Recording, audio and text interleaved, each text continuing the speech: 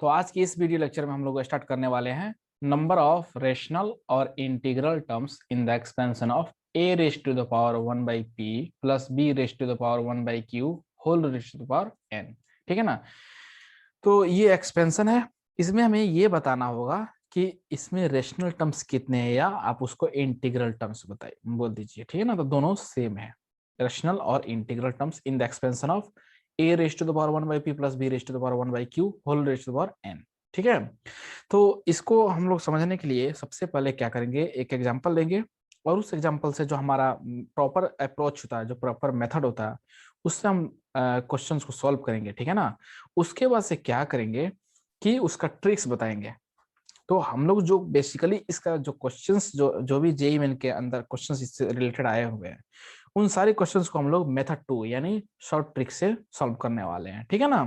तो मैं पहले इसका मेथड 1 यानी प्रॉपर मेथड हम लोग डिस्कस करेंगे। तो सबसे पहले एग्जांपल क्या देखिए, एग्जांपल हमारा है find the number of rational terms. Example find number of rational terms, find number of rational terms, find number of rational terms in the expansion of 5 raised to the power 1 by 2, 5 raised to the power 1 by 2 plus 7 raised to the power 1 by 8, 7 raised to the power 1 by 8 whole raised to the power 1024। ये हमारा question है, हमें बताना है कि rational terms या आप बोल सकते हैं इंटीग्रल टर्म्स कितने होगा इस गिवन एक्सपेंशन में। ठीक है ना। तो सबसे पहले हमारा जो हथियार है ना बाइनोमियल थ्योरम के अंदर क्या है, जनरल टर्म फाइंड करना। तो हम लोग यहाँ पे वही काम करने वाले हैं। सबसे पहले हम लोग क्या करेंगे, यहाँ पे जनरल टर्म फाइंड करेंगे। तो मैं अब इसका सॉल्यूशन लिखने जा रहा हूँ। ठीक है, देखिए सबसे पहले हम लोग क्या करेंगे, general term of this given expansion, general term. तो एन सी आर, एन क्या है यहाँ पे, T R plus 1 equals to क्या हो जाएगा, एन सी आर, एन क्या है 1024, सी आर, आर है यहाँ पे। उसके बाद फर्स्ट टर्म यानी 5 raise to the power 1 by 2 whole raise to the power difference of this 1024 minus R into second term means 7 raise to the power 1 by 8, okay, whole raise to the power this R. ठीक है। अब हम लोग क्या करेंगे, separate करेंगे, constant term जो है ना उसको हम लोग बाहर ले लेंगे। जैसे कि अगर मैं इसका अगला स्टेप लिखूं तो मैं नेक्स्ट पेज पे लिखूंगा, देखिएगा नेक्स्ट पेज पे देखिए, यहाँ पे मैं लिखूंगा टी आर प्लस 1 इक्वल्स, ठीक है ना, यहाँ पे हो जाएगा 1024 सी आर, ये आ गया। उसके बाद से क्या करेंगे, ये जो 5 है ना कांस्टेंट वाला, ये 5 raise to the power 1 by 2, ठीक है। तो अगर इसको आप ध्यान से देखिएगा, ठीक है, 5 raise to the power 1 by 2, तो क्या आ जाएगा, ये आप ऐसे हम लोग लिख सकते हैं ना इसको। देखिए मैं लिख रहा हूँ 5 raise to the power 1 by 2, 5 raise to the power 1 by 2 whole raise to the, यहाँ पे क्या है 1024 माइनस आर बाई 2, तो मैं लिख रहा हूँ 1024 divided by 2 into 5 raise to the power 1 by 2 raise to the power minus R by 2, ठीक है, इंटू ये जो सेकेंड टर्म क्या था 7 raise to the power 1 by 8, 7 raise to the power 1 by 8 and whole raise to the power, सब आप multiply करेंगे क्योंकि हम लोग जानते हैं a raise to the power m होता है, इसका whole raise to the power m होता है। तो क्या करते हैं, इस पावर को मल्टीप्लाई कर देते हैं, यानी कि ये हो जाएगा a raise to the power m into n। In the same way we can write this 7 raise to the power r by 8। ठीक है। तो आई होप आपको ये चीज समझ में आ गया होगा। अब देखिए यहाँ पे यही काम करने वाले हैं, 7 raise to the power r by 8। अब बताइए, अब हम लोग क्या करेंगे, यहाँ पे हम लोग क्या करेंगे कि जो कांस्टेंट वाला जो टर्म है उसको एक जगह कर दीजिए, आर वाला को एक जगह कर दीजिए, तो टी आर प्लस 1 जो बनेगा यहाँ पे 1024 सी आर, यहाँ पे क्या हो जाएगा 5 रेज टू द पावर, ठीक है, 5 रेज टू द पावर ये कितना हो जाएगा, अगर आप ध्यान से देखिएगा तो ये हो जाएगा 512, ठीक है। क्योंकि एक्चुअली ये जो है ना, एक्चुअली ये जो है यहाँ पे ये, इसको सेपरेट कर दीजिए, हाँ ठीक है। तो ये हो जाएगा आपको 5 raise to the power 1 by 5 raise to the power 512, ठीक है ना, इंटू यहाँ आ जाएगा 5 रेज टू द पावर यहाँ पे ये 1/2 कैंसिल हो क्योंकि हम लोग बाई मिस्टेक लिख दिया। यहाँ पे -r/2 हो जाएगा इंटू 7r/8। ये हमारा यहाँ पे बनेगा।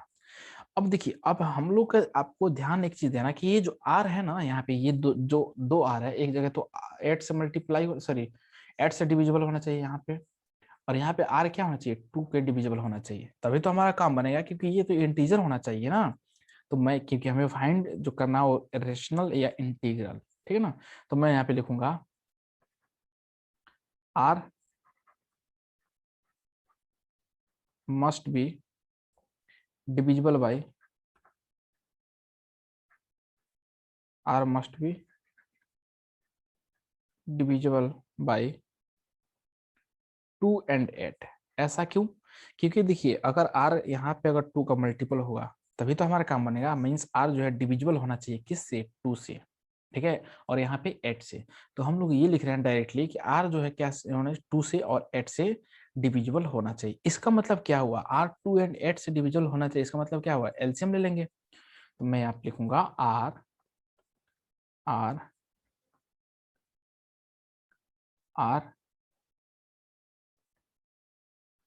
मस्ट बी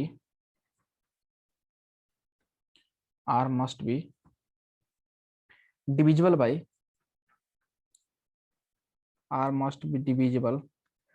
ठीक है, बाई, इसका मतलब क्या हुआ, एलसीएम ले लीजिए, एलसीएम ऑफ 2, 8, इन दोनों का एलसीएम ले लेंगे तो हमारा काम यहाँ पे हो जाएगा। इसका मतलब यही तो हुआ, r जो है 2 से डिवाइड होना चाहिए या 8 से डिवाइड होना चाहिए। इसका मतलब क्या है कि 8 से टोटली दोनों का एलसीएम ले लेंगे, ठीक है ना। अब बताइए कि 8 से डिवाइड होना चाहिए, इसका मतलब क्या हुआ कि 8 का मल्टीपल हम लोग लेके जाएंगे, यानी ये 0 हो सकता है, 8 हो सकता है, 16 हो सकता है, 24 हो सकता है, ठीक है, 32 हो सकता है।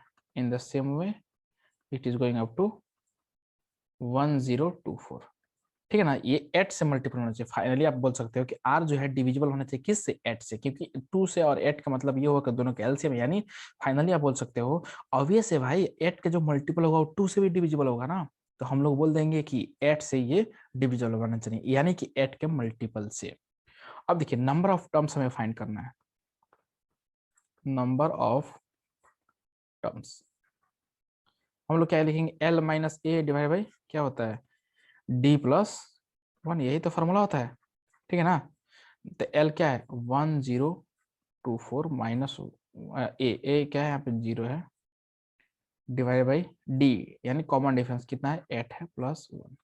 अगर आप इसको सॉल्व कीजिएगा तो आपको यहाँ से आ जाएगा 129। So this is our required answer of this question, ठीक है। इस तरह से हम लोग क्वेश्चंस को हैंडल करेंगे इस टाइप के। ये हमारा हुआ मीन्स मेथड 1, यानी ये हुआ हमारा कौन सा, मेथड 1, ठीक है ना।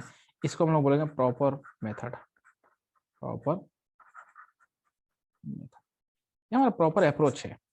ये तरीका होता है इस तरह से क्वेश्चंस को सॉल्व करना। अगर बोर्ड के अंदर ये क्वेश्चन आएगा तो हम लोग इस तरह से सॉल्व करेंगे। लेकिन क्या अगर जेईई क्वेश्चन आएगा तो क्या हम लोग यही काम करते रहेंगे, इतना बैठ के लिखते रहेंगे, नहीं। जेईई में अगर आता है तो हम लोग यहाँ पे मेथड 2 अप्लाई करने वाले हैं, जो कि ट्रिक्स है, शॉर्ट ट्रिक्स, ठीक है ना।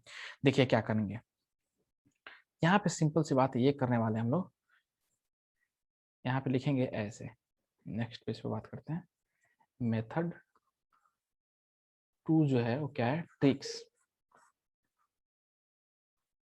शॉर्ट ट्रिक्स, ठीक है ना। शॉर्ट ट्रिक्स अप्लाई करने वाले हैं। तो देखिए क्या करेंगे, क्या करेंगे, हमारा एक फॉर्मूला होता है, the number of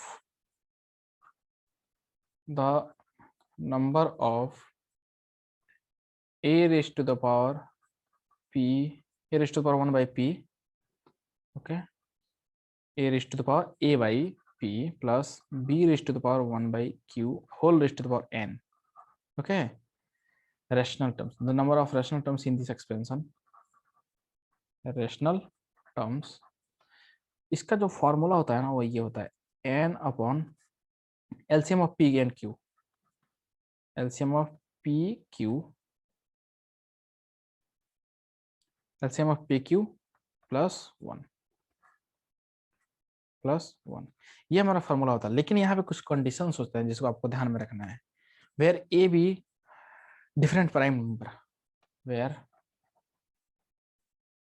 a and b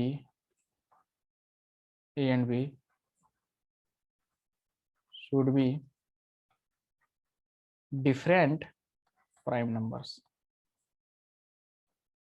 a and b जो होना चाहिए डिफरेंट प्राइम नंबर्स होना चाहिए and p q belongs to n,